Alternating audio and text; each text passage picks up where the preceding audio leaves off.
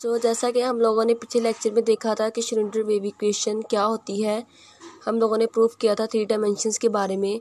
आज हम लोग देखेंगे कि हमारे पास क्लासिकल मैकेनिक्स और क्वांटम मैकेनिक्स में डिफरेंस क्या होता है। जैसा कि आप लोग क्लासिकल मैकेनिक्स के बारे में पढ़ चुके हैं और आप क्वांटम मैकेनिक्स के बारे में पढ़ेंगे, तो सबसे पहले हम लोग इन दोनों में डिफरेंस देख लेते हैं। पहला डिफरेंस क्या होता है? पहला डिफरेंस है कि it deals with macroscopic particles.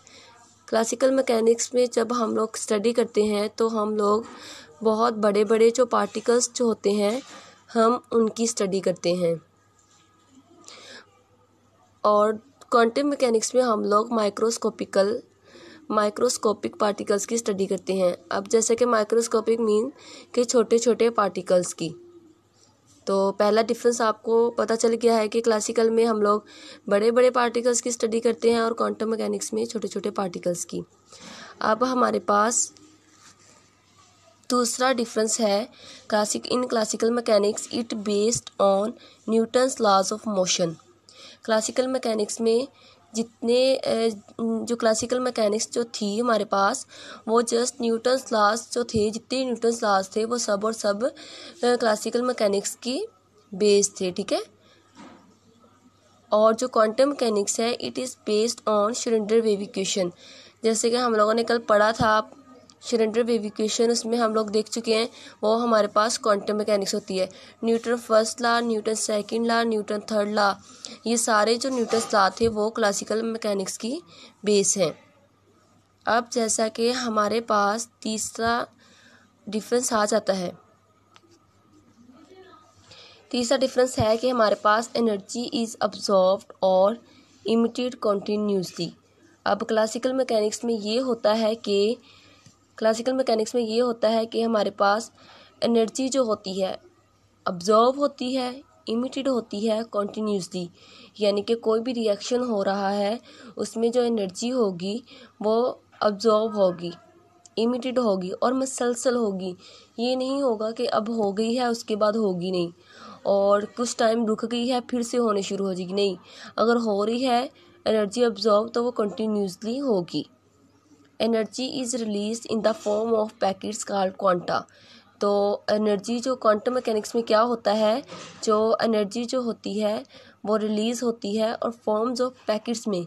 Energy वैसे ही रिलीज़ नहीं हो रही होती, हमारे पास पैकेट की सूरत में रिलीज़ होती है। जो पैकेट की सूरत जो होती है, साइज शेप जो होता है, उसको हम लोग क्वांटा भी बोलते हैं। अब जैसे कि हमारे पास फोर्थ डिफरेंस है, in classical mechanics large units for example kilometre, kilogram are used based on particle nature of object. अब हमारे पास जितने भी लार्ज यूनिट जो होते हैं, किलोग्राम और किलोमीटर, वो हम लोग क्लासिकल मैकेनिक्स में यूज़ करते हैं और वो बेस्ड होते हैं किसी भी पार्टिकल की नेचर। अब जैसे कि हम लोग जानते हैं कि हमारे पास क्वांटम मैकेनिक्स में small units for example nanometre, millimetre, centimetre are used. अब हमें ये पता है कि क्वांटम मैकेनिक्स में हम लोग जो भी यूनिट्स यूज़ करते हैं वो बहुत छोटे होते हैं बनिस्बत क्लासिकल मैकेनिक्स की। फॉर एग्जांपल नैनोमीटर, मिलीमीटर और सेंटीमीटर। फिफ्थ डिफरेंस आ जाता है हमारे पास based on particle nature of object, कि हमारे पास पार्टिकल नेचर ऑफ ऑब्जेक्ट जो होती है वो बेस्ड होती है पार्टिकल नेचर, ठीक है, और बेस्ड ऑन डुअल नेचर। और क्वांटम मैकेनिक्स में क्या होता है, डुअल नेचर। अब जैसा कि हमें पता है लास्ट हमारा डिफरेंस है everything can be मेयर्ड with 100% accuracy. Classical mechanics में हम लोग कोई भी अगर हम लोग पैमाइश करते हैं, मेयर करते हैं, तो वो हमारे पास उसका रिजल्ट 100% आता है।